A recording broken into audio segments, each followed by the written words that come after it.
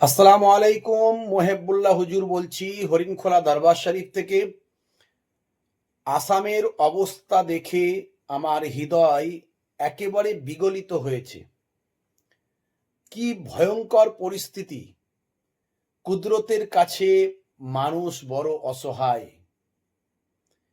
যারা অট্টালিকা বানিয়েছিল, ভেবেছিল এটা কখনো নষ্ট হবে না, কেউ ভাঙতে পারবে না, আজকে সেটা অবলীলায় স্রোতে ভেসে চলে যাচ্ছে। আজকে দেখতে পাচ্ছি যে দামি দামি গাড়িগুলো মানুষ নিয়ে অহংকার করত, সেই অহংকার করা গাড়িগুলো আজকে স্রোতে মাছের মতো ভেসে যাচ্ছে।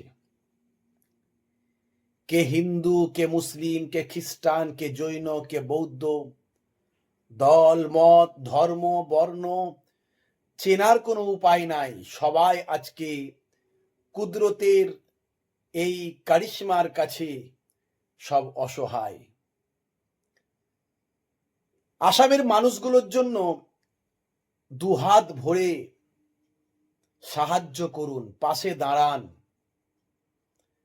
আজকে তারা বড় অসহায়,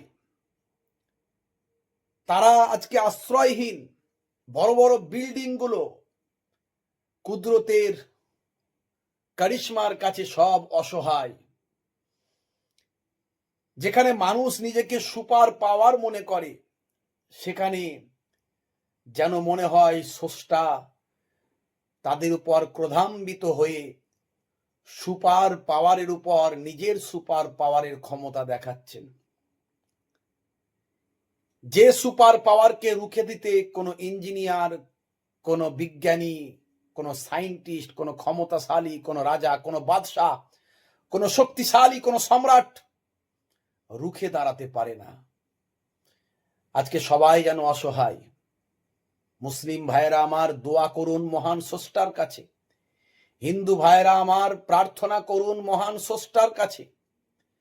আসামের ওই মানুষগুলোর জন্য দুহাত ভরে আপনারা সাহায্যের হাত বাড়িয়ে দিন। যখনই আসামের মানুষগুলোর জন্য সহযোগিতা চাওয়া হবে, কেউ কিন্তু করবেন না, কেউ না করবেন না। আজকে তারা বড় অসহায়।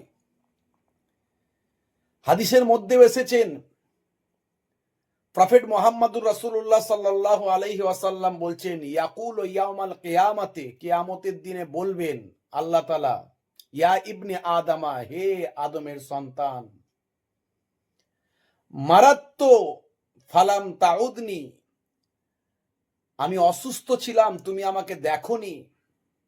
হে ইবনে আদমা, হে আদমের সন্তান, ইস্তাতআমতুকা ফালাম তুতইমনি, আমি ক্ষুধার্ত ছিলাম, তুমি আমাকে খাওয়াওনি। আমি পিপাসা ছিলাম, তুমি আমাকে তৃষ্ণা মেটাওনি। লোকেরা বলবে, আপনি আবার কেমন করে অসুস্থ, কেমন করে ক্ষুধার্ত, কেমন করে তৃষ্ণার্ত? মহান স্রষ্টা বলবেন, ওই সমস্ত মানুষগুলো ছিল ক্ষুধার্ত,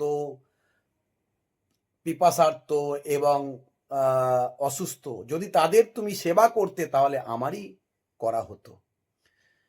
এরপরে কার পালা কেউ জানে না। এরপর কোন শহর, কোন গ্রাম এই কুদরতের কাছে অসহায় হবে কেউ জানে না।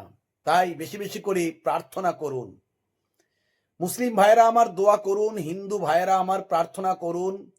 খ্রিস্টান, জৈন, বৌদ্ধ সকলে মিলে মানুষের সেবা করুন।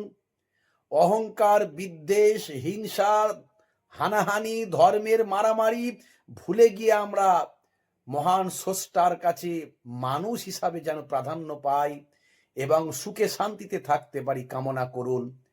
তাদের জন্য প্রার্থনা করুন। আসামের মানুষগুলোর পাশে দাঁড়ানোর চেষ্টা করুন, দোয়া করুন।